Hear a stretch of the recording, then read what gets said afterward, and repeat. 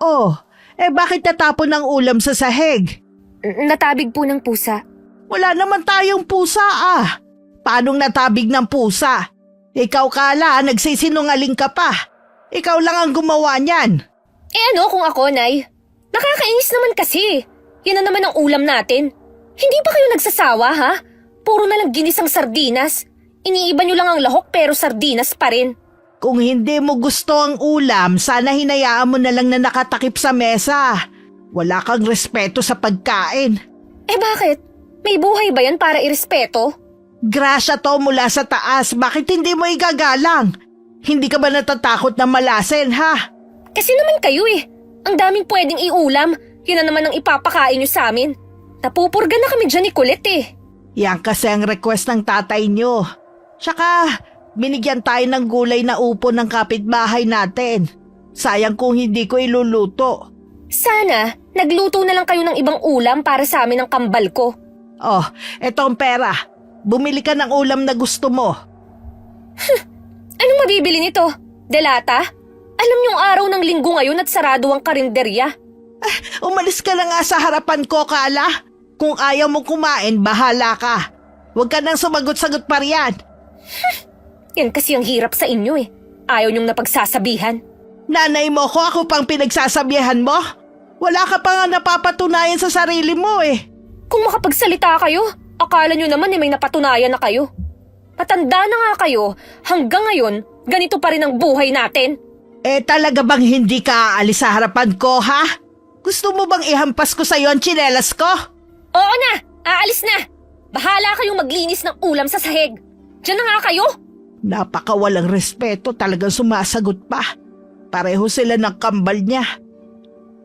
Naiiling na lang ako habang nililinis ang tinapon na ulam sa sahig.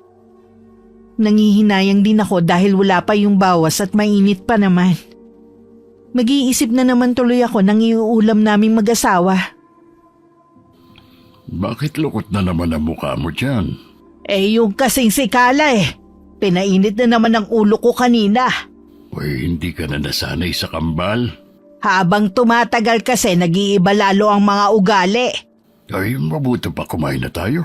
Kanina pa ako nagugutom ano nga pala ang luto ang ginawa mo sa upong binigay ni parang Cosme? Ayun, ginisa ko sa sardinas. Kaya lang pinakain ko na sa aso ng kapitbahay natin. Ha? Bakit mo naman ginawa yun? Yun nga ang dahilan kung bakit uminit ang ulo ko kay Kala. Sukat ba naman na itapon yun dahil lang sa hindi niya gusto ang ulam? Para namang wala sa tamang katinuan ng batang yan para gawin yun. Pagkain na itatapon lang. Daig pa ang mga nagre-rebelde sa inaasal nila. Sila pa ba magre-rebelde wala na nga silang ginagawa. Hindi sila tumutulong dito sa bahay Kaya nga sabi ko sa'yo habang tumatagal palala ng palala ang ugali ng kambal. Hindi mo kasi napapansin dahil lagi kang wala rito. Kahit linggo nagtatrabaho ka. Di wala na pala tayong ulam ngayon. Sasaglit lang ako sa tindahan. Huwag ka nang bumili. May ibang ulam naman tayo Nagbigay si Alicia ng tinolang manok. Hinabol kasi ng alaga nilang aso yung isang inayhin Nabali ang leeg kaya niluto na lang. Aba, swerte naman natin. Napasarap patuloy ang ulam. Maupo ka na rito at maghahain na ako. Yung kambal ba'y nasa kwarto pa nila? Umalis kanina. Hindi na nga nagpaalam Minsan napapaisip ako kung bakit sila nagbago. Noong mga bata pa naman sila mababait at masisipag sila dito sa bahay. Alam mo, napansin ko ang pagbabago sa kanila nung tumuntong sila ng high school Doon na sila nag-umpisa na mainggit sa mga bagay na meron ng mga kaklase nila. Kinukumpara na rin nila ang buhay natin sa ibang tao. At ang nakakabahala pa ikinahihiya nila tayong mga magulang nila. Ipagdasal na lang natin sila na sana'y matauhan. Mapagtanto nilang mali nilang ginagawa sa atin.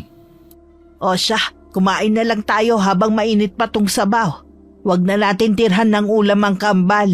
Binigyan ko naman si Kala ng perang pambili ng ulam nila Minsan para wala na lang ingay dito sa bahay, hindi ko nilang pinapansin ng kambal.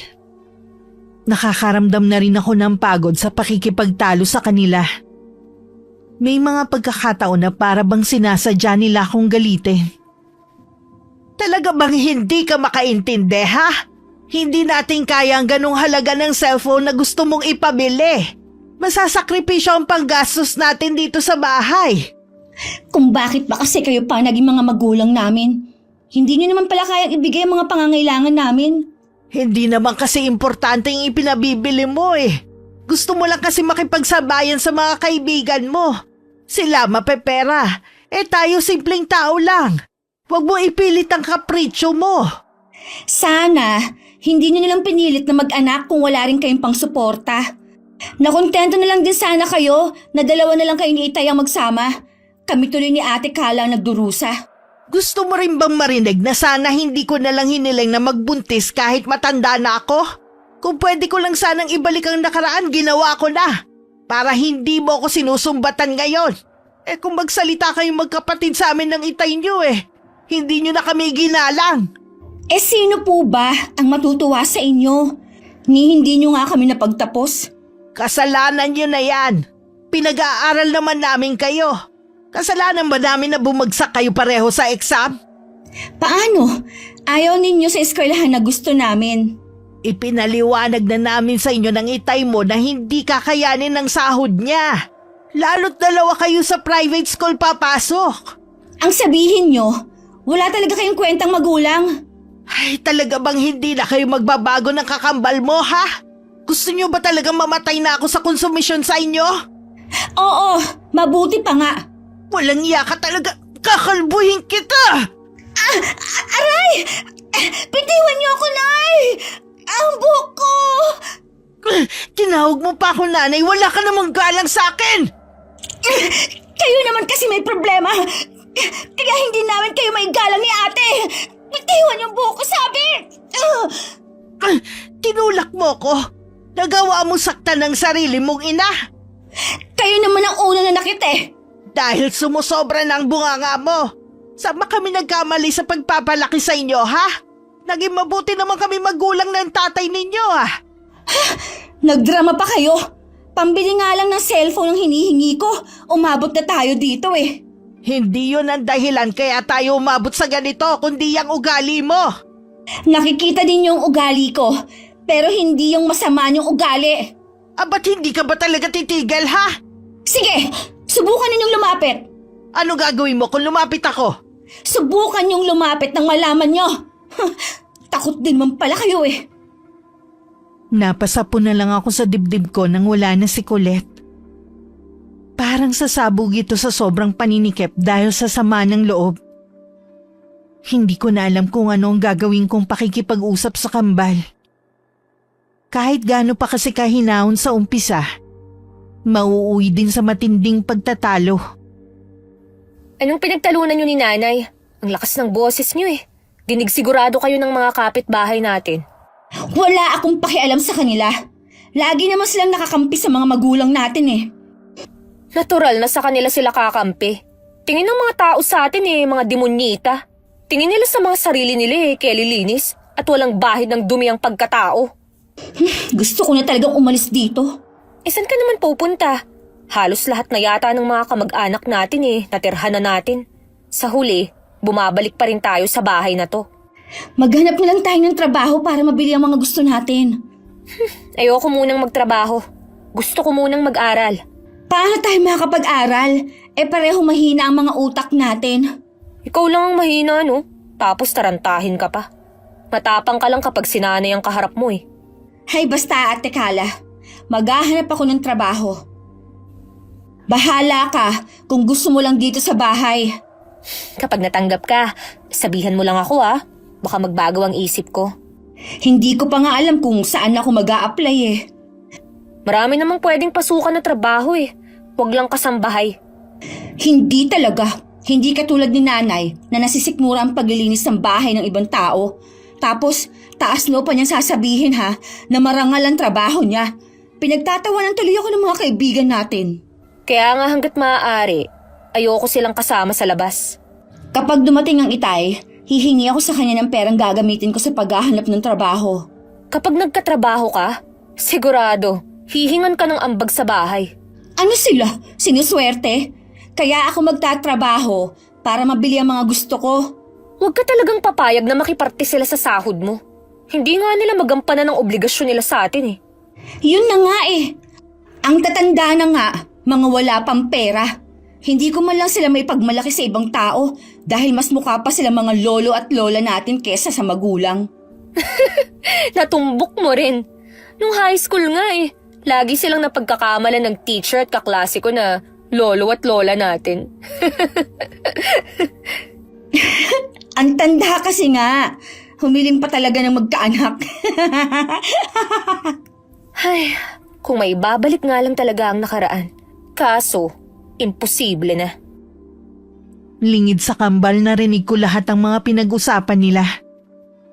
Nakaawang kasi ang pinto ng kwarto nila at saktong napadaan ako. Kung may sakit siguro ako sa puso, ilang beses na siguro ako inatake dahil sa sama ng loob. Hanggang hapunan naging tahimik lang ako. Kung umasta ang mga anak ko parang wala lang sa kanila ang nangyari. Tay, may pera po ba kayo dyan? Meron naman, nasa nanay mo. Bakit mo tinatanong? Gusto ko po kasi mag-apply ng trabaho. Baka pwede niyo akong bigyan ng panglakad sa mga requirements ko. Oo naman. Kailan ka ba mag-ayos? Bukas na sana eh. Gusto ko na kasi talaga makapagtrabaho. Mamaya pagkatapos ng hapunan natin bibigyan kita ng pera. Salamat po, Tay. Akala ko mapapahiya ako sa paglapit sa inyo. Ikaw, Kala, wala ka bang balak gayahin tong kapatid mo? Sa susunod na lang po ako maghahanap ng trabaho. Pauunahin ko muna si Colette. Ay bakit hindi pa kayo magsabay? Hindi ka ba naiinip dito sa bahay? Hindi naman po at lagi naman akong nasa labas. Uy, imbis na tulungan mo nanay mo sa pag-aasikaso dito puro ka pagala. Akala niyo naman po ang laki ng bahay natin para kailanganin pa ng inay ng tulong. Nagagawa pa nga niyang maglinis ng bahay ng ibang tao eh.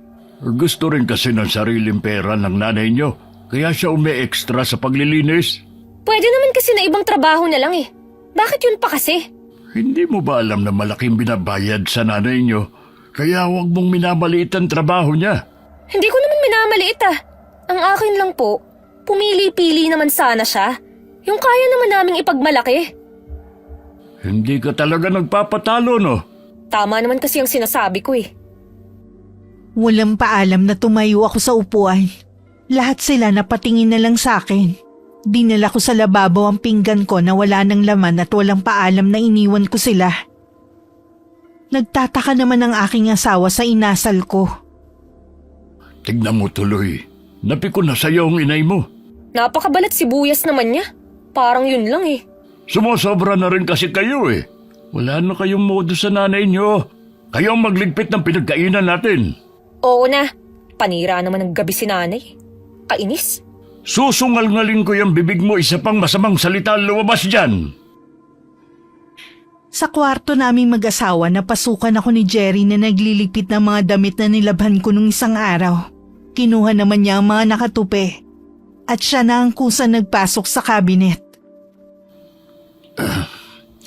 Mukhang hindi magandang araw mo ngayon Pagod lang siguro ko. Pagpasensya mo na lang si Carla. Alam mo naman ang ugali ng batang yun. Iniisip ko kung saan ba tayo nagkamali sa pagpapalaki sa kanila O baka naman tayo ang sumobra. Masyado natin silang inaruga na halos ayaw nating padapuan ng lamok. Hindi tayo perpektong mga magulang gaya ng iba, pero naging mabuti tayo. Sa totoo lang durog na durog ang puso ko dahil sa paraan ng pagsagot-sagot nila sa akin. Naiintindihan naman kita pero ikaw ang nanay nila. Huwag kang papayag na kayan-kayanin ka lang nila. Ako na lang ang nahihiya sa mga kapitbahay natin Kaya hanggat maaari sana, ako na ang umiiwas pero para talagang nananadya ang kambal Hindi lang sila magkahawig, pareho din ang pag-uugali. Kaya nga kambal Iisa ang katauhan nila. Hindi ko akalain ng matagal ko nang pinagdarasal noon magiging sakit lang sa ulo. Alam kong nagagalit ka pero hindi ka dapat nagsasalita ng ganyan. Baka sa susunod sabihin mo, nagsisisi ka nang ipinanganak mo sila. Ay, malapit ko nang sabihin yan. Marta naman, kahit na ano pa ang ugali ng kambal, biyaya pa rin sila sa atin na may kapal. Kaya hindi tama yung iniisip mo. Palibhasa kasi hindi mo nakikita ang ginagawa nila sa akin. Katulad kanina. Alam mo bang isinalya ko ni Colette? Kumasa siya kanina parang wala lang ang ginawa niya. Pareho sila ni Kala. Huwag ka na magtaka kung isang araw maabutan mo kung wala ng buhay. Hindi naman siguro aabot sa ganun.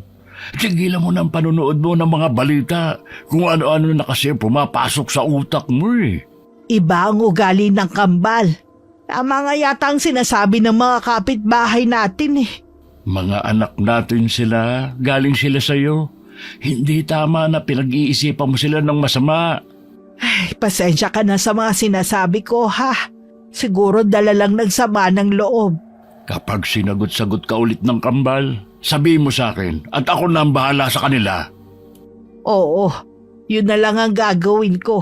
Nakakaubos na din kasi ng lakas na makipagtalo sa kanila Kinabukasan pagkatapos kong asikasuhin ng almusal at baon ni Jerry, umalis din ako dahil pinatawag ako para maglinis sa isa sa may kaya sa lugar namin. Naiwan naman ang kambal sa bahay. Napansin mo ba na parang hindi tayo pinapansin ni nanay kanina? Baka galit pa rin dahil sa pag-aaway namin. Siya naman ang naunang nalakit Siya pa ang may ganang magalit. Baka mamaya, isumbong tayo kay tatay. Lagot tayo. Alam mo naman kung paano magalit yun. Para naman siyang bata kung magpapakampi siya kay tatay, no? Kapag ako talaga nagkatrabaho, huyo siya sa akin. Kailangan mo na talagang makahanap ng trabaho. Baka hindi na tayo makahingi ng pera sa mga magulang natin. Huwag ka mag-alala. Ngayong linggong to, magkakatrabaho ako. Nagdilang anghel ka sana. May iba nga pala ako. Nakakakupit ka ba kay tatay?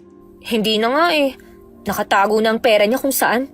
Kahit kay nanay, nasuyod ko na ang buong kwarto nila kapag wala sila. Wala talaga akong makita. Mga anak naman nila tayo. Bakit ba kailangan pang pagdamutan? Kapag tayo naman ang nagkapera, gawin din natin sa kanila ang ginagawa nila sa atin. Tingin ko, kaya lang sila nag-anak para merong mag-aalaga sa kanila kapag uugod-ugod na sila Naku, wala silang aasahan sa akin Magkakapamilya din ako. At sasabihin ko sa mapapangasawa ko na magpakalayo-layo na kami rito. Ako din kaya. Baka nga mas mauna pa ako mag-asawa sa'yo Mabuti siguro, sabay na lang tayo. Tutal, sabay naman tayong pinanganak Nauna lang ako sa'yo ng ilang minuto. Maganda nga yung naisip mo, te. Ano kaya ang magiging reaksyon ni nanay at tatay nun? Malamang, magdadrama na naman si nanay. Siya lang naman na mahilig sa drama Nakakaumay na rin naman si nanay Katulad ng hindi niya pagpansin sa atin. Hindi rin yan makakatiis. Makikita mo, mamaya pagbalik kakausapin na tayo. Naisip kong panindigan na lang ang hindi ko pag-imik sa kambal. Baka sakaling magbago sila kahit papano. Itinuon ko na lang ang atensyon ko sa tatay nila at sa ekstrang trabaho ko. Isang araw masayang umuwi si Colette at ibinalita na may trabaho na siya. Masaya naman ang asawa ko. Pero ako nanatiling blanko ang ekspresyon. Mabuti naman anak, natanggap ka agad. Oo nga po. Tsaka, okay na rin naman ang magiging sahod. Narinig mo ba, Marta? May trabaho na ang anak natin. Oo, narinig ko. Hindi naman ako bingi. Tay, meron pa po pala akong sasabihin sa inyo. Ano yun? Kailangan ko po ng mga bagong damit at allowance ko na rin habang hindi pa ako sumasahod.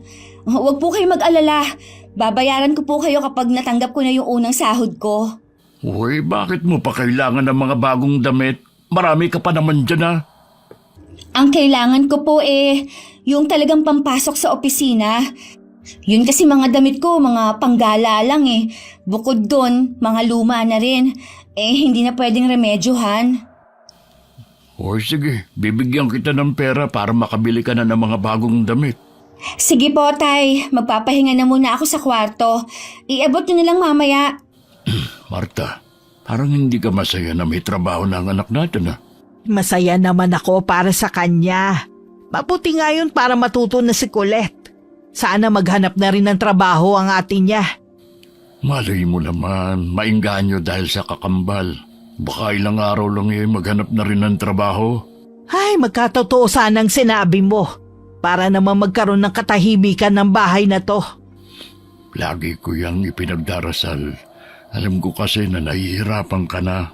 Sabi mo nga ako ang nanay. Kaya bakit ako susuko? Mas marami pa tayong pinagdaanan noon na mas mahirap pero nakaya naman natin, ito pa kaya. Tama yan. Pero sana matuwa ka naman sa anak mo. Nahalata niya siguro na malamig ka sa kanya. Hindi ko na kailangan pang ipakita na natutuwa ako. Ang mabuti pa bigyan mo na ng pera si Colette. Kukuha lang ako sa pinagtataguan natin. Maganda talaga yung taguan natin ngayon. Hindi na tayo nawawalan. Wala naman kasing kukuha ng pera natin kundi ang kambal.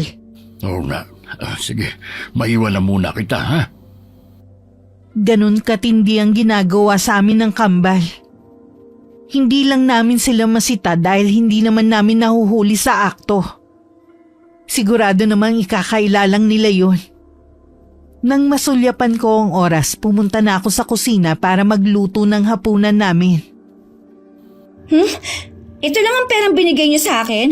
Hindi naman to kasi. Malaking halaga na yung 5,000. Hindi naman siguro kailangang mamahaling damit ang bilhin mo para sa pagpasok mo. Paano yung allowance ko sa pagpasok? Bibigyan na lang kita uli kapag nagkulang yung pera. Pambihira naman kayo, oh. Magbibigay rin lang kayo, kulang pa. Alam mo naman na hindi ganun kalaki ang sahod ko. Pasalamat ka na lang at may ipon ako kahit konti. Nangungonsensya pa talaga kayo, obligasyon nyo naman na gastusan kami. Ang layo nyo talaga sa ibang mga tatay dyan. Mabuti pa sila. Lahat gagawin para sa mga anak. Huwag mo naman sana akong ikumpara sa ibang tatay dyan. Alam mo na lahat ng ginagawa namin ng nanay ninyo ay para sa inyo. Kung naibibigay man nila ang lahat sa anak nila dahil may kaya sila. Ibang estado nila sa buhay kaysa sa atin. Puro naman ganyan ang laging sinasabi ninyo. Puro na lang kayo paawa. Sa halip na lalo magprosig sa buhay. Ano, ganito na lang ba ang buhay natin? Hindi pa ba sapat na hindi kayo nagugutom sa piling ko? Hindi naman kayo pinababayaan kumpara sa iba dyan. Hindi sapat yan para sa amin. Ang gusto namin, katulad ng buhay ng mga kaibigan namin, hindi ganito. Magtatrabaho na nga ako para mabawasan ang obligasyon ninyo. Tapos ganito naman, magbibigay kayo ng panimula ko, kulang pa. Baka nga ito nang huling bibigyan niyo ako ng pere. Kasi nga, may trabaho na ako. Tapos hindi niyo pa itinodong bigay. Ay, sige. Hihingi ako sa nanay ninyo baka meron siyang naitatabi. Buti sana kung magbigay yon. Kita niyo ngang ilang araw na kami hindi pinapansin ng kambal ko Kasalanan mo rin naman kung bakit napuno na ang nanay mo.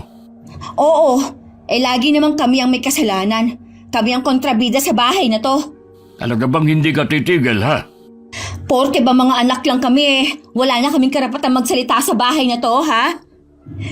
Wala ka ng galang Ang tingin sa inyo ng mga tao rito, mga walang hiyang anak. Siguro kasi sinisiraan ninyo kami sa mga tao. Anong sinisiraan? Para sabihin ko sa iyo, wala na kaming ginawa ng nanay ninyo kundi ang pagtakpan kayo, lalo na yung nanay nyo. Kung alam nyo lang kung paano niya kayo ipagtanggol. Dahil din naman sa mga ginagawa ninyo, kaya ang sama ng tingin sa inyo ng mga tao. Katulad ngayon, sa lakas ng boses mo, sa tingin mo, hindi naririnig ng mga kapitbahay. Hindi naman sila nagpapalamon sa amin, kaya wala akong pakialam sa kanila. Sige, magpakasira kayo sa mata ng mga tao. Total naman, wala pala kayong pakialam. Kaya pagod na sa inyong nanay niyo Ganyan ang mga ugali ninyo. Kanino kaya namin nakuha ang ugali namin? Siya naman ang nagluwal sa amin. Hindi ko alam kung kanino. Pero nasisiguro kong hindi sa amin ang nanay mo.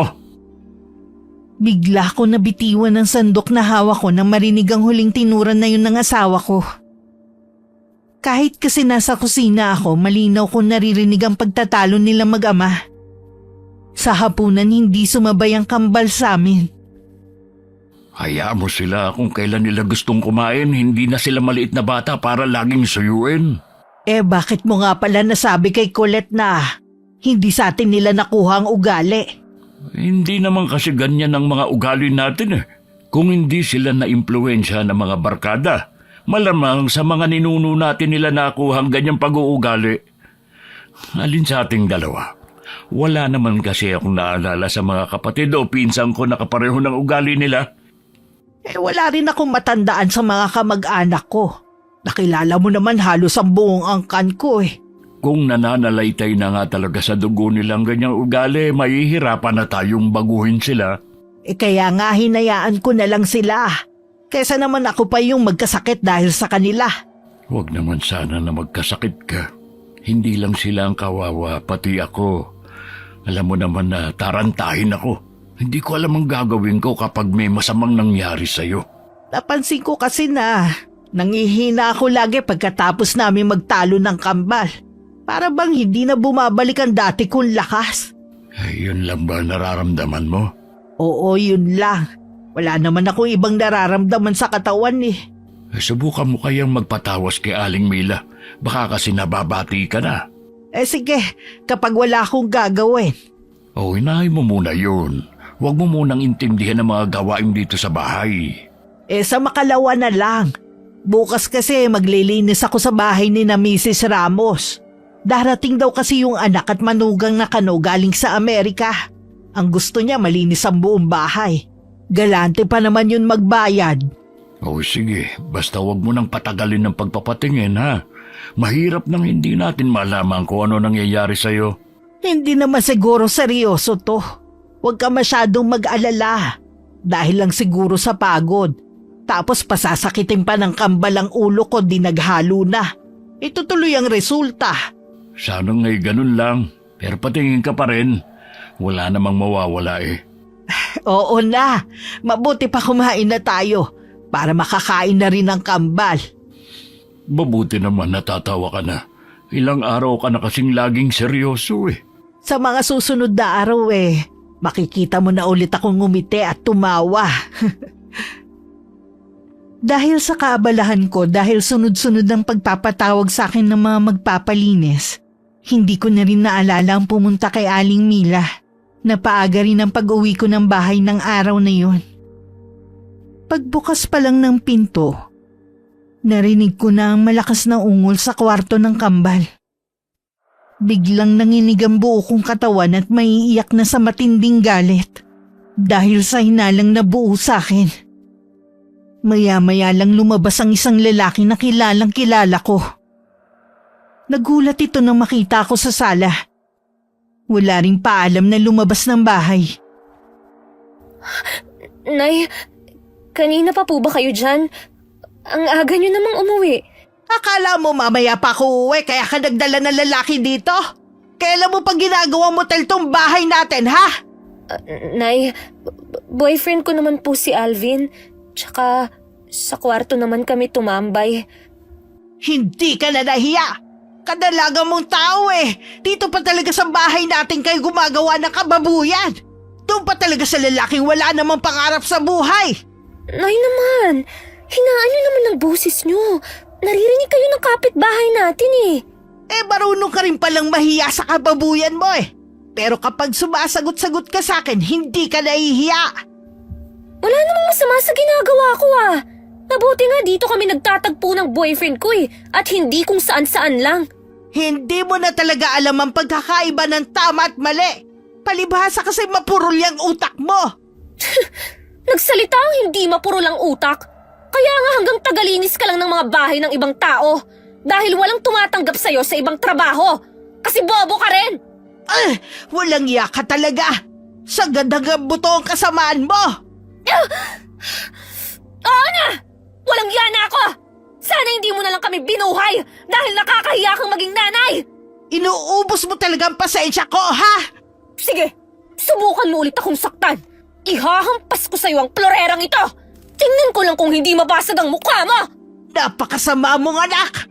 Hindi mo ba alam na isang malaking kasalanan ang paglaban mo sa akin, ha? Balang araw magiging ina ka rin. Babalik sa'yo ang lahat ng ginawa mo sa akin.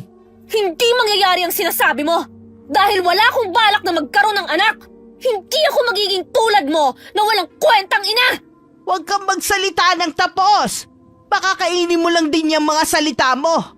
Tandaan mo, lahat ng ibinigay niyong sama ng loob ng kakambal mo sa akin, babalik sa'yo. Hindi ko alam kung pati langit nakikisimpatya sa akin ng mga oras na yon. Bigla na lang kasing umulan na may kasama pang pagkulog at pagkidlat. Nasa sala pa rin ako ng mga sandaling yon. Habang si Kala pagkatapos ng pagtatalo namin ay umalis ng walang paalam. Grabe naman ang lakas ng ulan na ito. Wala yatang balak tumila eh. Oy, bakit ka naman sumugod sa ulan? Baka mamaya magkasakit ka pa eh. Para kasing hindi natitigil. Pati nga mga kasama ko, hindi na nagpaawat at umalis na. Alam nga namang maiwan ako doon mag-isa. Maligo ka na muna bago ka magpalit. Ikukuha lang kita ng tuwalya. Ang kambal nga pala. Hindi pa dumarating si Colette. Si Kala naman umalis pagkatapos namin magtalo. Ha? Ano na naman ang pinag-awayan nyo? Unahin mo muna ang paliligo mo. Masama yung mababad sa ulan. Sige na nga. Mabilis lang naman ako maligo. Sinabay ko na sa pagkuha ng tuwalya ang damit na isusuot ni Jerry. Ipinagtimpla ko na rin siya ng kape. Nang makatapos sa pagbibiya, saka siya naupo sa tabi ko. Ano na naman ang pinag-awayan nyo ni Kala? Nadatnan ko siya may ginagawang kababuyan kasama ng isang lalaki sa kwarto niya. Ang walang ya, balak pa niya akong hampasin ng florera. Ginawa ng anak mo yun. Hindi na nga niya nirespeto ang sarili niya, pati pamamahay natin. Hindi na niya ginalang. Sobra na talaga siya na pati ikaw gusto niya saktan. Hindi na siya makakatungtong sa bahay na ito. Kung gagawin mo yan baka lalo siya mapariwara. Sino yung lalaking pinapasok niya sa bahay natin? Si Alvin, yung kilalang tambay dito sa atin. Sa dami ng pwede niyang samahan, ang lalaki pang yun ang pinili niya. Hindi ko na alam ang gagawin ko. Sinabi kong hindi ko na sila pakikialaman pa pero yung madatnan ko sila sa hindi kaaya-aya biglang nagdilim ang paningin ko. Normal lang na ganyan na maging reaksyon mo. Kung ako baka pareho ko pa silang mapatay. Humanda sa akin ang Kala na yan pag-uwi niya. Parang gusto ko nang umalis sa bahay na to Para kasi akong kandilang nauupo sa araw-araw. Teka, pumunta ka na ba kay Aling Mila? Hindi pa nga Hindi ko kasi mauna dahil sunod-sunod ang nagpapatawag sa akin. Sayang naman kung hindi ko yun uunahin Kikita ko ng pera doon. Bukas sasamahan na kita. Hindi na muna ako papasok sa trabaho. Huwag ka nang lumiban sa trabaho mo. Ako na lang ang pupunta kay Aling Mila. Kaya ko naman Nag-aalala na kasi ako sa iyo Dahil nga lang to sa mga anak mo. Nagpapalitan lang sila ng pagpapasakit ng ulo ko Kailangan na siguro nilang bumukod para matahimik ang bahay na ito. Tutal naman, nasa hustong gulang na naman sila. Ayoko pa rin sila mapahamak.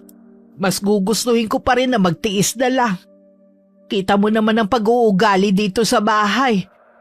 Paano pa kung bumukod sila? Baka imbis na mapabuti, lalo pang madadagdagan ng problema natin. Kakausapin ko pa rin sila at bibigyan ng ultimatum. Kung hindi sila magpapakaayos, palalayasin ko na sila sa bahay na ito. Tumila na rin naman bandang 9:00 ang ulan. Unang dumating si Colette na hindi man lang bumati sa amin ng itay niya. Halatang masama pa rin ang loob sa ama. Makalipas lang ang ilang sandali, si Kala naman ang dumating. Anong meron? Bakit gising pa kayo? Aba, hindi maganda na nagpupuyat ang mga matatanda. Huwag kang umasta na parang wala kang masamang ginawa. Nagagawa mo pa talagang tumawa? Siguro nagsumbong na sa inyo ang inay. Para yun lang palalakihin nyo pa. Anong parang yun lang? Gusto mong saktan ng inay mo? Maliit na bagay lang yun sa'yo? Paano? Siya naman ang nauna Sinampal niya ako. Tama lang yun sa'yo. At wala kang karapatan na gumanti. Kung ako ang unang dumating kahapon, baka hindi lang sampal ang inabot mo sa akin. Baka mapatay ko din ang lalaki mo. Grabe naman kayo. Papatay na kayo dahil lang doon? Bakit hindi? Hindi mo na nirespeto ang bahay na ito. Hindi ito motel na pwede kang magdala ng lalaki kahit anong oras mo gustuhin. Bahay ko rin to. Lahat pwede kong gawin kagaya nyo. Wala kang karapatan sa bahay na ito. Ako at ang nanay mo lang ang may karapatan. Ikaw bilang anak, tungkulin mong sumunod sa amin. Bakit naman ako susunod sa inyo? Eh wala naman kayong kwentang magulang. Kung yan ang tingin mo sa amin, lumayas ka rito. Kayo ni Colette, kung hindi ninyo kami kayang irespeto sa sarili naming pamamahay, umalis kayo. Mas nanaisin ko pang mawalan ng anak kung araw-araw nyo naman kaming binabastos. Anong klase kayong mga magulang para palayasin kami? Kahit sinong magulang, mapupuno na sa ugali ninyo. Sige, hakutin niyo ang mga damit ninyo. Lumayas na kayo! Alam ko na marami pang gustong sabihin si Jerry, pero napansin kong namumula na ang mukha niya sa galit. Hinahabol na rin niya ang kanyang paghinga. Lumapit na ako at pinatigil ko na sila sa pagtatalo. Tumakbo naman sa kwarto si Kala habang umiiyak. Hinagod-hagod ko naman ang dibdib ng asawa ko. Kumuha din ako ng tubig. Oh, inumin mo muna to. Salamat. Ayos na rin naman ako. Ikaw yata ang kailangang magpatingin sa doktor eh. Hindi normal ang paghinga mo kanina. Para kang hihimatayin. Nanikip lang ang dibdib ko kanina. Dala lang siguro ng matinding galit. Ganyan din ang nararamdaman ko kapag nagtatalo kami ng kambal. Ngayon, mas naiintindihan na kita. Mas mahirap nga lang ang pinagdadaanan mo dahil madalas kang narito sa bahay. Kung meron lang sana tayong mapupuntahan eh. Ipaubayan na lang natin sa kambalang bahay na to. Kahit na sinong magulang makakapag-isip na lumayo na lang kapag ganyan ang mga anak. Ilang beses na itong sumagi sa akin eh. Hindi kaya dahil sa ginawa kong pagdarasal sa isang santo noon na sana biyayaan na tayo ng anak kaya ganyan ang pag-uugali nila? Ano naman ang kinalaman ng santo sa kambal? Hindi ko alam eh. Basta naisip ko lang bigla na baka mali ang ginawa kong pagdarasal sa santong yun. Kasi meron akong hindi binanggit sa'yo noon eh. Ano ang hindi mo sinabi sa akin? Yung santo na sinasabi ko sa'yo, nasa likod na ng simbahan.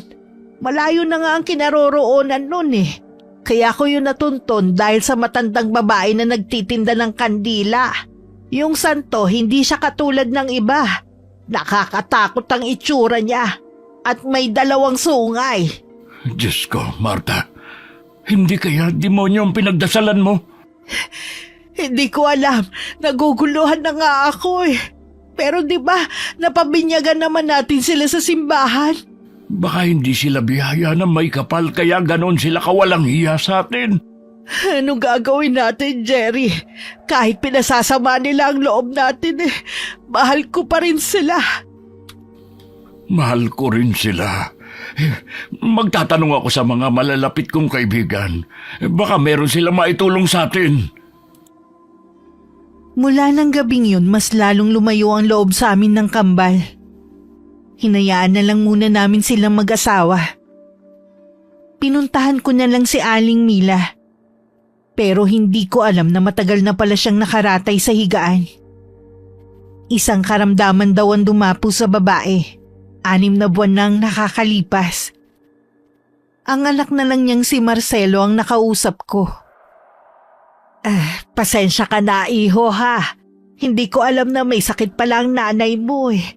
Wala kasi kami nababalitaan ng asawa ko. Sadya din po kasing ayaw ipaalam ni inay sa mga taga rito. At isa pa po, mas gusto na ng mga tao na magpatingin sa doktor kesa sa kanya. Sa totoo lang, mas gusto ko pa rin na sa nanay mo magpatingin kesa sa doktor. May mga sakit kasi na hindi naman nila kayang gamutin eh. Sayang nga lang, hindi na kaya ni Aling Mila. Salamat po sa pagtitiwala niyo sa nanay ko. Aling Mila, magpagaling na po kayo ha. Kailangan pa po namin ng serbisyo nyo.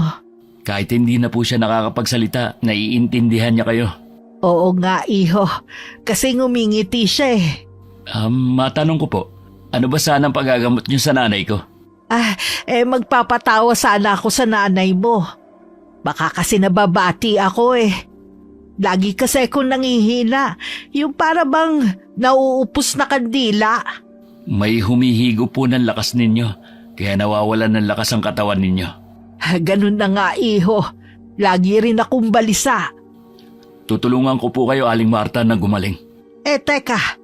Huwag mong sabihin kaya mo magpagaling gaya ng nanay mo. Opo, nanggagamot rin po ako. Hindi naman nakapagtataka dahil parehong manggagamot ang mga magulang mo eh. Sa aming 7 magkakapatid, tanging ako lang ang biniyayaan ng ganitong kakayahan. Pwede mo ba akong gamutin, iho? Gusto ko na rin kasing malaman kung ano nangyayari sa akin eh. Opo, relax lang po muna kayo dyan. May kukunin lang po akong gamit sa panggagamot. Hindi naman nagtagal, bumalik na rin si Marcelo. May dala siyang kandila na kulay pula at palangganita na may lamang tubig. Pinatakan niya yun ng kandila hanggang makabuo ng imahe sa tubig. Bago matapos ang panggagamot niya, binigyan pa niya ako ng bracelet na gawa sa iba't ibang uri ng buto ng prutas. Giginhawa na po ang pakiramdam nyo, Aling Marta. Para saan ba ang bracelet na to? Proteksyon nyo po yan. Kapag po napigtal yan habang suot nyo, lumayo muna kayo sa bahay ninyo. Magtapat ka nga, iho. Nasa loob ba ng bahay namin ng panganib? Hindi po ako sigurado. Ang masasabi ko lang, lagi kayong magdasal. Yung po ang pinakamabisang sandata sa lahat. Ang kambal ba namin ng asawa ko magdadala ng kapahamakan sa amin? Ilang beses ko na nga po silang nakikita mula sa malayo. Meron pong kakaiba sa kanila na mahirap ipaliwanag. Ganon din ang palagay ng inay ko noon. Tama nga ang hinala ko. Kasalanan ko ang nangyayaring to. Kung hindi sana ako nagdasal sa santong yon para bigyan kami ng anak, wala sanang ganitong problema. Huwag niyong sisihin ang sarili niyo. Wala po kayong kasalanan sa nangyayari. Sinamantala lamang ang inyong kahinaan, ang kagustuhan ninyong magkaanak. Kapag po may nangyari, huwag po kayong mag-aatubiling lumapit sa akin. Salamat, iho. Napakabait mo. Paano? Aalis na ako, ha? Meron pa kasi kung gagawin sa amin eh. Gumaan na ang pakiramdam ko at parang nanumbalik din ng dati kong lakas. Pagdating ko sa bahay, sinilip ko ang kwarto ng kambal. Wala si Kala. Pinasadahan ko muna ng tingin ang magulo nilang kwarto bago naiiling na isinara ang pinto. Maaga ka yatang umuwi ngayon na. May nangyari ba sa trabaho mo? Nag-half day lang ako sa trabaho dahil may pinuntahan akong kaibigan sa kabilang bayan. May nakuha ka bang impormasyon? Pinayuhan ako ng kaibigan ko na lumapit daw tayo sa isang pare. Baka daw kasi mabago pa ang kambal. Ikunento ko kasi sa kanila mga pag-uugali ng kambal natin. Hindi nga raw normal, lalo't nagabayan natin mula pagkabata. Tapos, sa isang iglap magbabago. Galing din pala ako kay Aling Mila. Ilang buwan na pala siyang nakaratay sa higaan. May dumapo raw na sakit sa kanya, sabi ng anak na si Marcelo. Kung ganun, hindi ka pala nagamot? Si Marcelo ang gumamot sa akin. Talaga? Nanggagamot na pala ang batang yun? Oo, gumaan nga ang pakiramdam ko eh. Bumalik na rin ang dati kong lakas. Mukhang tama tayo ng hinala. Kagagawan nga ng kambalang panghihina ko. Sabi din ni Marcelo may kakaiba sa mga anak natin. Kasalanan ko to. Sana hindi na lang ako nagdasal sa santo na iyon. Gusto lang naman nating magkaanak. Bakit kailangan mangyari ang bagay na ito? Ayokong isipin na parusa to sa atin. Dahil naging mabuti naman akong anak sa mga magulang ko na nabubuhay pa sila bakit ganito ang mga anak natin? Huwag mong pahirapan ang sarili mo, wala kang kasalanan. Hindi din tayo nagkulang sa pagmamahal sa kambal natin. Magkayakap kami ni Jerry nang dumating si Kala. Malakas pa siyang tumikim at nahuli ko na pinaikot pa ang mga mata. Hinarap naman siya ng kanyang ama. Mabuti naman umuwi ka na maaga ngayon. Bakit? Sesermonan nyo na naman ba ako? Hindi ka na bata, kayo ng kambal mo. Bakit hindi tayo mag-usap na maayos? Hindi mo ba gusto na maging masaya ang pamilya natin? Ano ba ang nakain nyo at bigla kayong bumait? Napapagod na kasi kami ng nanay mo na lagi na lang maingay ang bahay na ito. Nawala na yung masaya at tahimik nating pamumuhay. Puro na lang tayo sigawan. Hindi na po may babalik ang dati. Mas okay nga to eh. Tayo lang ang kakaiba sa pamilya dito sa atin. Biruin nyo, 4 lang tayo sa bahay na to. Pero madalas pang nagbabangayan. Matanda na kami ng nanay mo. Gusto na namin ng tahimik na buhay. Hindi niyo ba kayang ibigay yun sa amin? Basta wag nyo na lang kaming papakialaman ng kakambal ko. Para walang gulo at ingay dito sa bahay. Mahirap naman yata ang gusto mong mangyari, Kala. Nasa pamamahay ko kayo. Natural na pakialaman namin kayo. Kung hindi kayo papayag sa gusto ko, walang magbabago sa bahay na to. Hindi tama na kami ang pasunurin sa gusto mo. Mas lalo namang ayokong sumunod sa inyo. Kala, mga magulang mo kami, hindi kaaway. Pwede naman tayong mag-usap ng hindi nagsisigawan, hindi ba? Eh ikaw tong laging galit sa amin ng kambal ko eh. Patawarin mo ko kung napagbuhatan kita ng kamay. Nagalit lang ako sa mga sinabi mo eh. Oh, totoo lang naman ang sinasabi ko ah. Mahirap bang tanggapin yon ha? Kalimutan na natin ang mga hindi natin pagkakaunawaan ha. Magsimula ulit tayo. Nakikiusap ako sa iyo, Kala. Pag-iisipan ko muna. Bakit ba pinahihirapan mo pa ang nanay mo, ha? Siya na nga itong nagpapakumbaba sa iyo eh. Ikaw pang nagmamataas. Kung ayaw mong maayos ang pamilyang ito, ikaw ang bahala. Pero ito na ang huling beses na lalapit kami ng nanay mo sa iyo. Oh, edi lumabas din ang totoo. Hindi naman talaga taos-puso ang pakikipagbati nyo sa amin. Dahil gusto mo kaming paikutin dyan sa palad mo. Anak ka lang namin, wala kang karapatan na pasunurin kami. Mabuti na rin nga na hindi na tayo magkaayos pa kahit kailan. Hindi naman namin kayo kailangan eh. Lahat ng mga ginagawa mo, babalik sa'yo ng doble. Kahit gusto pa namin makipag-ayos sa kambal, sila naman ang nangaaway at umiiwas. Para bang nasisiyahan lalo sila sa gulo sa bahay namin. Lalo tuloy tumitibay ang paniniwala ni Jerry na anak ng demonyo ang kambal. Kapag wala rito sa bahay ang kambal, mas nararamdaman kong katahimikan. May nakapagsabi nga sa akin na lagi nakikita si Kala kasama si Alvin. Kaya siguro laging wala rito. Kinausap ko ang ama ni Alvin. Binalaan ko na oras na tumungtong pang muli ang anak niya rito. Ipadadampot ko na sa pulis. Wala siyang karapatan na basta na lang pumasok sa bahay natin na wala akong paintulot. Kaya naman pala hindi na ulit dinala dito ni Kala.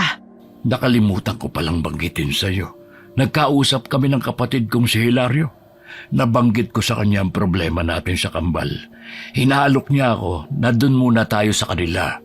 Sila lang naman ang asawa niya ang nasa bahay. Lahat kasi ng mga anak nila ay may sari-sarili ng pamilya. Baka daw kapag wala na tayo, tsaka matauhan ang dalawa. Mas kailangan tayo ngayon ng kambal. Hindi mo ba nakikita na lilihis na sila ng landas? Hindi sila nalilihis ng landas. Yun na talaga ang ugali nila. Wala nang makakatalo sa kawalang hiyaan nila dahil anak sila ng demonyo. Oy Jerry, huwag ka nga magsalita ng ganyan. Anak natin sila. Nabuo sila dahil sa kahilingan mo sa demonyong santo na yun. Hindi sila nabuo dahil sa pagmamahalan natin. Galing pa rin sila sa akin. Wala akong pakialam kung paano sila nabuo. Tingnan mo nga ang ginagawa nila sa atin. Gawain ba yun ng matinong anak? Kailangan lang siguro nila ng mas malawak na pag-unawa. Bahala ka kung yan ang tingin mo pero sumuko na ako sa kanila. Huwag ka namang ganyan. Paano ako mananatiling matatag kung ikaw sumusuko na agad? Ang gusto ko na lang lumayo sa kambal. Baka kung ano na ang gawin ng mga yun sa atin. Umaasa pa rin ako na magbabago sila. Lalong lumalala ang ugali nila eh. Mabibigo ka lang na mapagbago pa ang kambal. Nawala na ba ang pagmamahal mo sa kambal dahil sa nalaman mo? Mahal ko pa rin sila, pero hindi mo ako masisisi kung mas gugustuhin ko ng lumayo. Dahil wala naman na silang respeto sa atin. Bilang ina, masakit sa akin ang nangyayari. Sa akin pa rin talaga babagsak ang sisi. Tuluyan na ngang hindi pinansin ni Jerry ang kambal. Ni hindi na niya sinusulyapan ng mga to kapag nasa bahay. Ayaw rin niya makasalo sa hapagkainan. Ako ang higit na nasasaktan sa nangyayari sa pamilya ko. Para na lang tayong hangin na hindi nakikita ng Itay. Kakapanibago nga eh. Dahil sa kanila ni Inay, siya ang mabait sa atin dati. Kahit lagi natin siyang sinasagot, binabati pa rin niya tayo. Ngayon, nakikipagmatigasan na siya. Ikaw naman kasi, nakikipag-ayos na nga ang mga magulang natin. Nag-iinerte ka pa. O, hayan tuloy ang nangyari. Hindi naman uubra yun. Baka ilang araw lang eh, nagtatalo na naman tayong 4. Ni ayaw tayong makasabay sa pagkain. Ibig sabihin lang nun, wala na talagang pakialam sa atin. Ni ayaw tayong makasabay sa pagkain. Mabuti nga yun eh. E di malaya na tayong magawa ang gusto natin. Gusto ko sanang papuntahin dito si Alvin. Lalo mo lang gagatungan ng galit ni Itay. Kailangan na rin nilang masanay na laging nakikita si Alvin. Dahil siya ang ama ng dinadala ko. Ano? Buntis ka, te? Oo, magiging tita ka na. Sino ang bubuhay sa inyo? Sus, imbis na batiin mo ako, yan pa talaga ang itinanong mo. Kaya ako lang naman naitanong dahil pareho kayong walang trabaho. Sabi ko nga kay Alvin, umpisahan na niyang maghanap ng trabaho. Buti sana kung makikinig yun sa'yo. Matigas din naman ang ulo. Kita mo ngang hindi sumusunod sa mga magulang eh. Magkakaanak na kami, kaya siguro naman, magbabago na siya ngayon. Huwag mo lang ipapaako sa akin ang gastusin dahil alam mo naman na kulang pa nga sa akin ang sahod ko eh. Saan mo ba dinadala ang sahod mo? Hindi ka naman nagbibigay ng gastusin dito sa bahay. Marami akong binibili para sa sarili ko. Siyempre, gusto ko rin i-enjoy ang sahod ko, no? Nabayaran mo na ba si tatay sa perang ibinigay niya sa'yo? Di ba sabi mo ibabalik mo yun? Hindi pa. At wala naman din akong balak na ibalik sa kanya ang pera niya, no? Anak naman niya ako eh. Bakit pa kailangan niya akong singilin? Teka, nasusuka na naman ako. Teka nga lang, magbabanyo muna ako ha. Kararating lang namin mag-asawa sa bahay nang marinig namin ang pagduduwal ni Carla sa banyo. Nang sulyapan ko si Jerry, nakatiim ang kanyang mukha. Nagulat pa ang anak namin nang paglabas niya, naroon na kami. Tay, Nay, Magtapat ka. Buntis ka ba? Sino ang ama? Si Alvin ba? Ha? hindi naman po ko buntis. Huwag ka na nga magsinungaling. Lalaki rin naman ang tiyan mo. Kaya maigi na ngayon pa lang. Magsabi ka na ng totoo. Opo, buntis nga ako. Si Alvin po ang ama. Wala ka nang ibinibigay sa amin kundi problema at kahihiyan. Tay, nagmamahalan kami ni Alvin. Pananagutan naman niya ako eh. Yan ba sinabi niya sa'yo? Naniwala ka naman sa kanya? Mas kilala ko ang lalaking yung kesa sa'yo. Manloloko ang lalaking yon. Patutunayan ko sa inyo na mali kayo ng inaakala kay Alvin. Bahala ka kung ayaw mong maniwala. Huwag mo lang ipapaako sa amin ang gastusin sa batang yan. Wala kang maaasahan sa amin. Alam ko naman na wala na kayong pakialam sa amin ng kakambal ko. Huwag kayong mag-alala. Hindi ako lalapit sa inyo para humingi ng tulong. Nasa ganyan ka ng kalagayan, mayabang ka pa rin. Kahit papano, hindi katulad nyo na walang kwentang ama! Walang hiya ka talaga sumagot. Ay, Jerry! Ito ba? Saktan mo ba ako? Sampalin mo pa tong kabila kong pisngi? Ano bang hinihintay mo? Saktan mo pa sabi ako eh! Tama na. Sige na, Carla. Pumasok ka na sa kwarto mo. Isa ka pa! Huwag kang magpanggap na nag-aalala ka sa akin! Alam ko naman na tuwang-tuwa ka pa na pinagbuhatan ako ng kamay ng Itay! Gusto mo pa talagang makatikim sa akin, ha? Tumigil ka na, Jerry. Buntis ang anak natin. Baka kung mapano siya. Sana lang, huwag magmana sa iyo ang anak mo dahil mararanasan mo ang mga ginagawa mo sa amin. Kung paano mo kami lapastanganin ng inay mo, maaring mas doble ang ibigay sa iyo ng anak mo. Nakikiusap ako, Kala. Pumasok ka muna sa kwarto nyo. Tsaka na tayong mag-usap ulit. Nagdadabog naman na tinalikuran kami ni Kala. At saka pabalibag na isinara ang pinto ng kwarto nila. Naupo naman ang asawa ko habang sapo ang dibdib niya. Ayos ka lang ba? Anong nararamdaman mo? Oo, huwag kang mag-alala. Mawawala din ang paninikip ng dibdib ko. Napansin ko na napapadalas ang paninikip ng dibdib mo eh. Mas mabuti pa siguro na dalhin kita sa doktor bukas. Huwag na. Mag-aaksaya ka lang ng oras. Basta, sa ayaw at sa gusto mo, dadaling kita. Huwag na sanang matigas ang ulo mo. Para din to sa'yo. Sinabi ng ayos lang ako. Ay, Jerry! Diyos ko po! Asawa ko! Gumising ka! Ano nangyayari sa'yo? Tulong! Tulungan niyo ako! Mga kapitbahay yung tumulong sa akin sa pagdadala sa asawa ko sa ospital. Mabuti na lang hindi ganun kalala ang nangyari. Kinailangan lang niya magpalipas doon ng ilang araw para maobserbahan pa. Kumusta ka na? Ayos na ako. Kailan ba tayo lalabas ng ospital? Bukas daw pwede na tayong makalabas. Kailangan mo lang ingatan ang kinakain mo. At yung pag-inom mo ng gamot dapat nasa tamang oras. Hindi ko alam na sobrang taas pala ng dugo mo. Tapos nakitaan rin ng pamamaga ang puso mo. Hindi ko rin alam Ang nararamdaman ko lang pananakit ng batok at paninikip ng dibdib kapag nagagalit ako. Pero dati naman wala yun Hindi ka na kasi bumabata. Kaya ang dami mo nang nararamdaman sa katawan.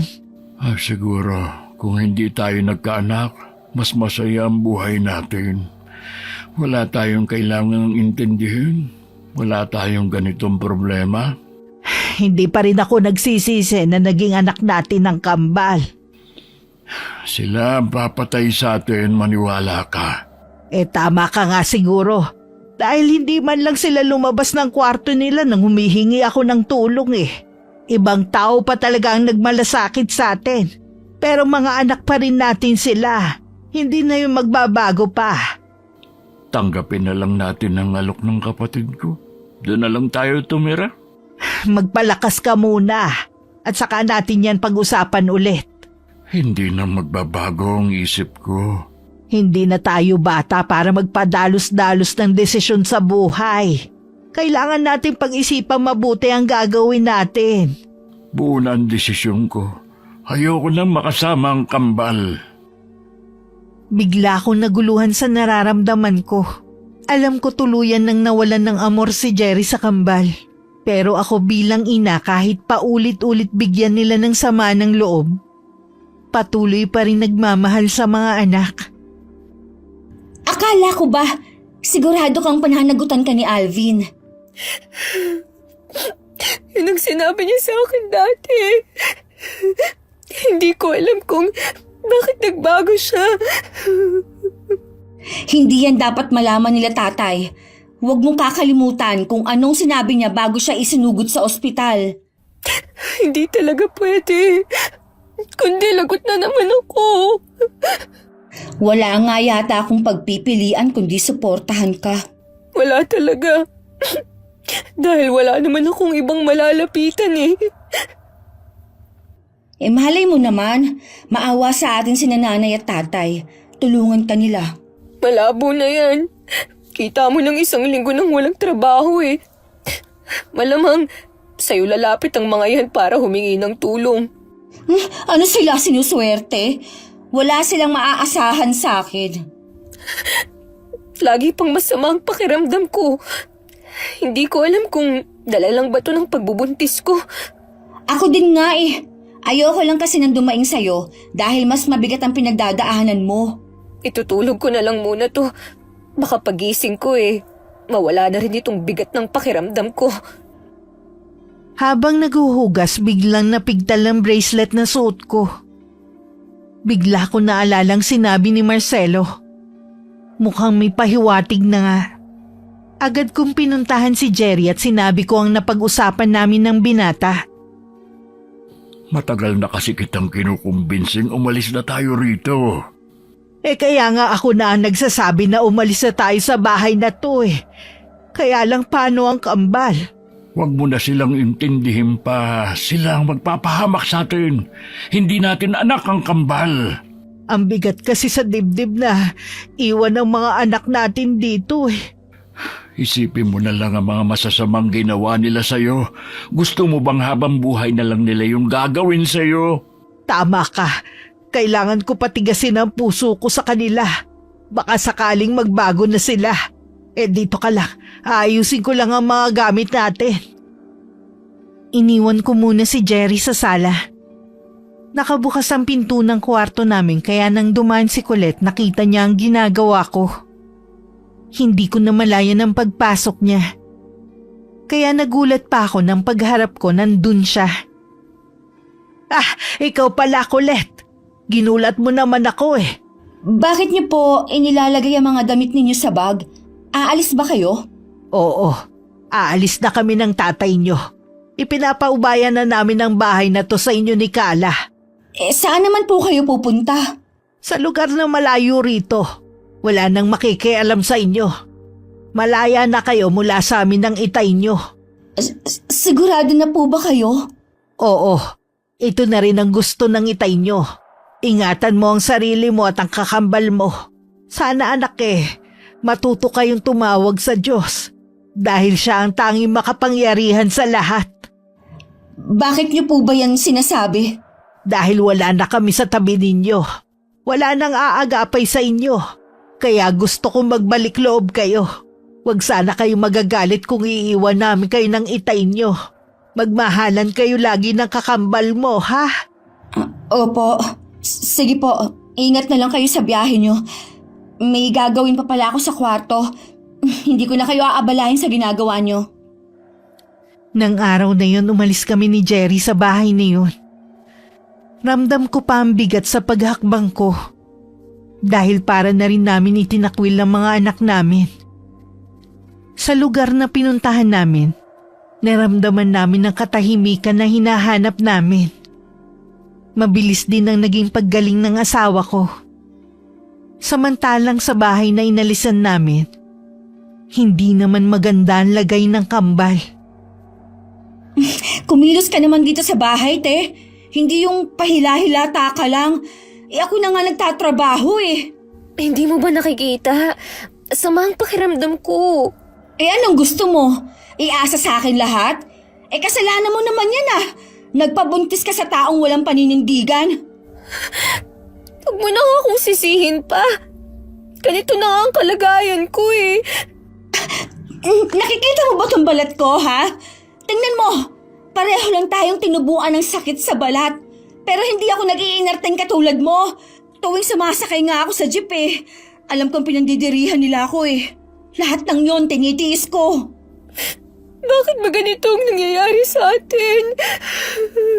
Sabi nga ng mga kapitbahay natin, karma daw to sa atin dahil mga walang hiya daw tayo. May narinig na ako eh. Sabi, anak daw tayo ng demonyo. Kaya ganito kasama ugali natin. Dahil daw sa kagustuhan ng inay na mabuntis, nagdasal daw siya sa santong may sungay nun. Baka nga totoo. Dahil kahit ako, nagtataka kung bakit nagawa kong saktan ng inay nun. Bakit matindi ang galit ko sa kanila ng itay? Wala naman talaga akong malalim na dahilan eh. Naalala ko, tuwing merong sinasabi ang ibang tao laban sa atin, ang inay ang nagtatanggol sa atin. Lagi pa niya tayong pinagtatakpan, pero nagawa pa rin natin siyang saktan at bigyan ng sama ng loob. Sana bumalik na sila ni itay. Pipilitin kong magbago para sa kanila. Huli na para sabihin yan. Hindi na sila babalik kahit kailan. Tanggapin na lang natin na dalawa na lang tayo. Isang araw umuwing umiiyak si Colette sa pagtataka ng kakambal. Kasalukuyan nung nagpupunas ng sahig si Kala. Hindi na kasi mawalan ng langaw sa bahay. Siguro dahil sa mga sugat na hindi matuyo at laging nananariwa sa balat nila. Bakit ang aga mong umuwi? Bakit ka umiiyak? Wala na akong trabaho, te. Tinanggal nila ako at parang basurang itinapon sa labas. Malas daw ako at sinabihang parang bulok na karne. Kaya siguro hindi mawala ang mga langaw dito sa bahay. Dahil ganun ang amoy natin. Sabi pa nga ng iba, ang amoy daw rito sa bahay parang nasusunog na laman. Hindi ko na kaya eh. Nangihina na ako. Hindi ka kasi kumakain eh. Lagi ka nalang tamil-mil kumain. Tingin ko mabubulok na tayo sa bahay na to. Wala nang tutulong sa atin. Kahit anong gawin natin, hindi gumagaling ang mga sugat natin eh. Wala namang epekto ang iniinom nating gamot. Lalo lang nitong pinapalala ang mga sugat natin sa katawan. Nahihirapan na rin akong lumunok. Pakiramdam ko kasi nasusugatan ang lalamunan ko. Bakit ba? Lahat ng nangyayari sa'yo nararamdaman ko rin. Hindi lang kasi tayo magkapatid, kundi kambal. Iisa ang puso't kaluluwa natin. Tama ka. Kaya iisa ang sakit natin. Sa tingin ko, tama ang inay. Magbalik loob na tayo sa may kapal. Kung sakali man na hindi na tayo makaligtas sa sakit na to, kahit paano, ligtas pa rin ang ating kaluluwa. Talaga bang mamamatay na tayo? Wala nga ni isang nagmamalasakit sa atin. Ang importante naman, magkasama tayo. Gusto ko pa sanang makita si Inay at Itay. Kaya lang, mukhang imposible na. Sabay pang pumikit ang kambal. May bahid pa ng natuyong luha ang kanilang pisngi. Magkahawak kamay habang magkatabing natutulog. Yun ang tagpong naabutan ko. Impit na napaiyak na lang ako sa sobrang awa sa kambal ko. Nang masigurong humihinga pa sila, pinuntahan ko si Marcelo sa kanila at isinama sa bahay. Tama ba ang hinala ko na kinukulam ang kambal? Tama po ang hinala nyo. Dapat nga, hindi sila tinatabla ng kulam. Pero hindi ganun ang nangyari. Ibig sabihin hindi sila anak ng demonyo gaya ng kumakalat dito sa atin. Hindi nga po. Mabuti po bumalik kayo rito sa atin. Kung nahuli kayo, baka hindi na natin sila naisalba pa. Kinabahan ako nang sabihin sa akin ng asawa ko na meron siyang pinagsabihan tungkol sa kambal. Ramdam ko na kailangan ako ng mga anak ko. Mabuti na lang sinunod ko ang kutob ko. Kalunos-lunos ang kanilang kalagayan. Huwag na po kayo mag-alala. Gagaling na po ang mga anak ninyo. Salamat sa iyo, iho. Oo nga pala. Alam mo ba kung sino ang gumawa nito sa kambal? Matindi po ang galit niya sa kambal, pero nakausap ko na siya sa pamamagitan ng isip. Hindi na po siya manggugulo. Mabuti naman kung ganon. Kahit hindi ko na siya makilala, basta wag na niyang guguluhin ang mga anak ko. May isa pa pala. Pabendisyonan niyo ang bahay na ito sa lalong madaling panahon. Oo, iho. Gagawin ko yan. Bukas na bukas din. Iba rin talaga ang pakiramdam ko sa bahay na to eh. Nagkakamalay na po ang isa sa kambal. Colette, gising na anak. Nandito na ako. Para po silang pinagbiyak na bunga. Kahit boses po, halos magkapareho. Ano niyo po sila nakikilala? Siguro dahil ako ang nanay nila. Puso ko ang nakakakilala sa kanila. Totoo nga. Akala ko na nanaginip lang ako na naririnig ko ang boses ninyo. Nandito nga pala kayo. Kumusta na ang pakiramdam mo? Magaan na po kumpara nung mga nakaraang araw. Si Marcelo ang gumamot sa inyo. Anak siya ni Aling Mila. Kilala ko po siya. Hindi ko lang po alam na manggagamot siya. Ngayon alam mo na. Pasalamat kay sa nanay niyo at napakalaki ng pagmamahal niya sa inyo. Sana naman matutunan niyo na siyang igalang at mahalin. Nay, patawarin niyo po ako. Pinagsisisihan ko na lahat ng mga nagawa ko sa inyo. Nung mawala kayo ni tatay, ang dami naming napagtanto ni Ate Kala. Pinapatawad ko na kayo ng kakambal mo. Walang ina na kayang tiisin ng mga anak. Samantalang kami, nagawa namin kayong tiisin. Dapat lang naabandonahin kami. Kulang pa ang paghihirap namin sa mga naranasan ninyo. Kalimutan mo na yun. Pwede na tayong magsimula muli. Nasaan po ang itay? Marami siyang ginagawa kaya hindi siya sumama. Alam ko po na galit pa rin sa amin ang itay. Pero dalangin ko na mapatawad niya po kami. Huwag kang magsasawa na ipagdasal ang bagay na yan. Matagal pa bago nagising si Kala. Nang magkamalay siya, dinadaing niya ang pagsakit ng tiyan. Agad na inutos ni Marcelo na dalhin na ang anak ko sa ospital. Dahil wala na umano ang sanggol sa tiyan ni Kala.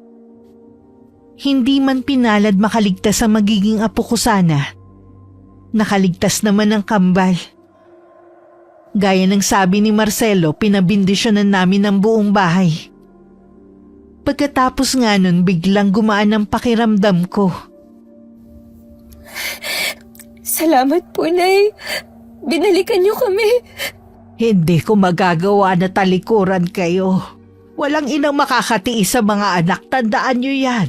Sayang nga lang, wala ang itay. Kung nandito siya, kompleto na ang pamilya natin. Bigyan na lang muna natin ng panahon na makapag-isip ang itay niyo.